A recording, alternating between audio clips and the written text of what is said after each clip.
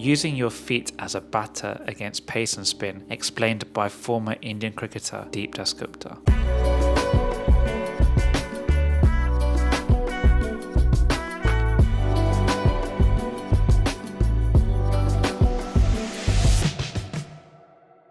Down the track, well, it again is kind of self-explanatory. Down the track, so if this is the track, which the 22-yard or the pitch is, when you're down the track, so that could be for spinners, predominantly for spinners, or for seamers as well, because we keep talking about in the shortest format, the T20 100 or T10, we keep talking about crease management, where you try and get the bowler off his length by moving across or moving in front or going down the track. So that is what it's all about, going down the track. As a batter, it's very, very important.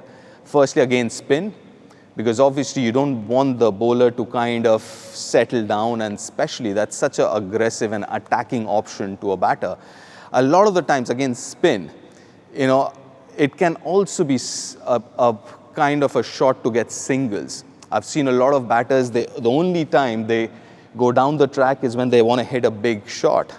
But good players against spin, they also go down the track to get singles. The idea is to make sure the bowler is aware that you will use your feet to come down the track and approach or get to the pitch of the ball. So what happens then? The spinner, as far as the spinner is concerned, he starts bowling flatter.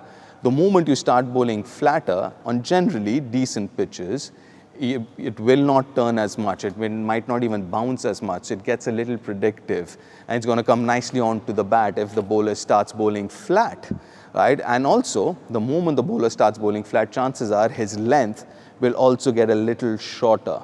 So you use to use your feet to get to the pitch, also to get the bowler out of the length where he wants to bowl, right? So that's very important. Same with seamers as well. In T10, 100, T20, you've seen against good bowlers like, let's say, a Hazelwood or a Jasprit Bumrah or Mohammad Shami, who are good test ball bowlers who bowl that test length. You see a lot of batters using their feet, not necessarily to hit an attacking shot, just trying to get these really good bowlers off their length. You don't want someone like Hazelwood to settle down there. So you've got to use your feet and do something. Just get that into Hazelwood or someone like him who's trying to settle down in an area that you're happy to use your feet and reach the pitch of the ball. The whole idea of going down the track is reaching the pitch of the ball. That's the predominant or the primary plan or idea. But not necessary all the time. At times you just do that to get the bowler thinking that you're happy to do it as well. You might not want to do it. For example, someone like me, I wasn't a very good player of coming down the track, but every now and then I would do it so that bowler knows that I can do it. Right? I don't necessarily have to do it. I was more of a back foot and a sweeper.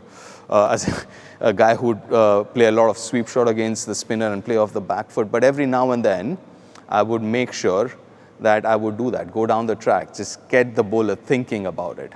Now, obviously, the question is, when do you come down the track? If it's not predetermined, which a lot of players do that, they're predetermined, you've kind of figured out, or you're trying to get a quick bowler or a bowler off his line and length, so you predetermine going down the track. But to be a good batter who uses his or her feet well, I think the most important part, and you've heard this before, is any ball which goes above your eye line. So now you see a lot of batters who go down like that before the bowler's bowled, right? They just dip their shoulder.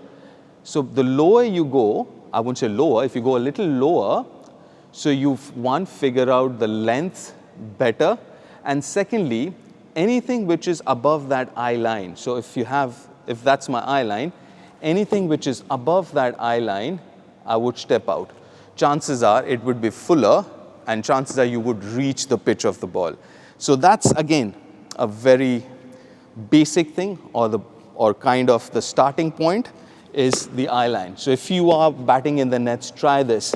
Go there, dip that shoulder, go down a bit, get into that position, and then anything which is above that eye line, and obviously you're wearing a helmet, the other thing, the eye line or your helmet, So the peak of the helmet. So any ball which goes above that peak of your helmet, try and step out. Try and reach the pitch of the ball, go down the track. That's one thing. The other thing, which is next level, is which foot comes first? Is it the front foot or is it the back foot? Now, this is interesting. So there are different versions of it, and how I see it is, what area are you trying to access by stepping out?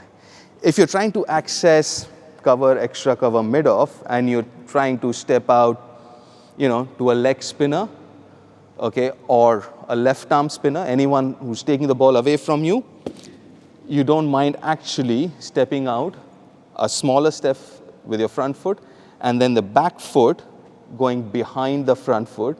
So you get into that position to go over the cover, extra cover. So you're automatically, your front shoulder closes, right? So you take that small foot forward and then the front foot goes behind. So look at my shoulder, it's already closed, right? And I'm in a really good position to hit over cover, extra cover. But if it's predominantly, trying to hit over the leg side, so it's easier. So you step out with your body being a lot more open. Right? So ideally, this would be a normal position to step out. But if you want to actually go cover, extra cover, it'll be nice if you kind of close your shoulders a little bit earlier while stepping out itself. It'll help you keep that shape going for longer, especially if you want to access over covers or extra cover.